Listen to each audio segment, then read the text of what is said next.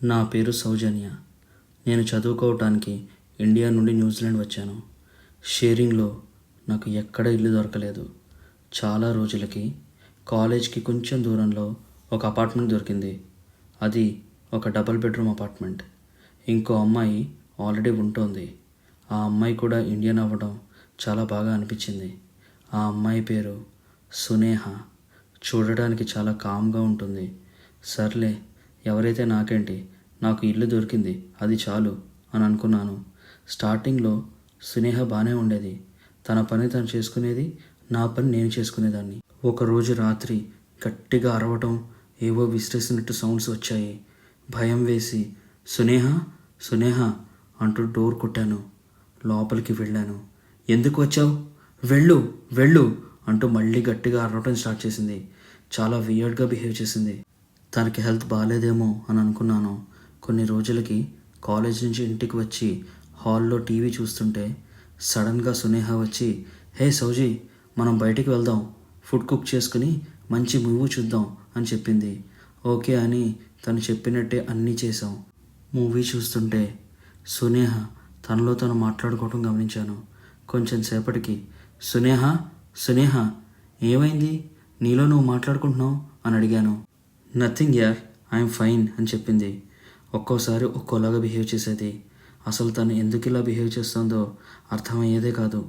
ఒకరోజు తను మంచిగా ఉన్నప్పుడు వాళ్ళ ఫ్యామిలీ గురించి అడిగాను. మీ పేరెంట్స్ ఏం చేస్తూ ఉంటారు, నీకు సిబ్లింగ్స్ ఎంతమంది? మా అమ్మ చిన్నప్పుడే చనిపోయింది.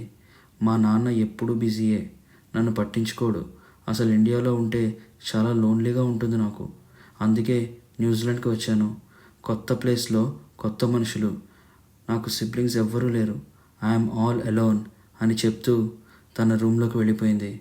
నాకు అప్పుడు అర్థమైంది ఎప్పుడు సునేహ ఎందుకు ఇలా ఉంటుందో అని. రోజులు గడిచే కొద్దీ తన బిహేవియర్ ఇంకా దారుణంగా తయారైంది.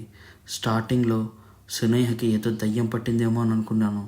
ఎప్పుడు డల్గా నీరసంగా ఉండేది. రాత్రులు అసలు సరిగ్గా నిద్రపోయేదే కాదు. ఇవన్నీ చూసి తనతో ఉండాలంటే నాకు చాలా ఇబ్బందిగా ఉండేది. అప్పుడప్పుడు అర్ధరాత్రులు దయ్యంలో రూమ్లో లైట్స్ ఆఫ్ చేసుకుని జుట్టు అంతా విరబోసుకుని బెడ్ మీద కూర్చునేది. తన వింత ప్రవర్తన చూసి ఒకసారి నాకు జ్వరం వచ్చేసింది. ఇంకోసారి 3 నుంచి 4 రోజులు రూమ్లో నుండి అస్సలు బయటకు రాలేదు. చాలా భయం వేసేది.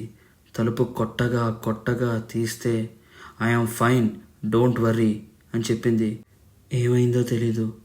ఒకరోజు హఠాత్తుగా రిస్ట్ కట్ చేసుకుంది. నాకు ఏం చేయాలో అర్థం కాలేదు. గబగబా డాక్టర్ దగ్గరికి తీసుకెళ్ళాను. ఆయన 1,00,000 ప్రశ్నలు వేశారు. నాకేం చెప్పాలో తెలియలేదు. అప్పుడు మెల్లగా సునేహ నాకు చెప్పింది తనకి బైపోలార్ డిసార్డర్ అనే మానసిక సమస్య ఉంది అని.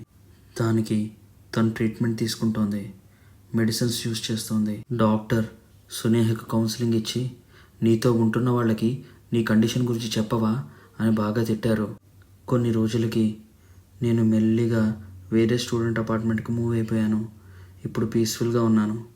సునేహ ఇండియాకి వెళ్ళిపోయింది. తన బిహేవియర్ తలుచుకుంటేనే ఇప్పటికీ నాకు గూస్ బంప్స్ వస్తాయి.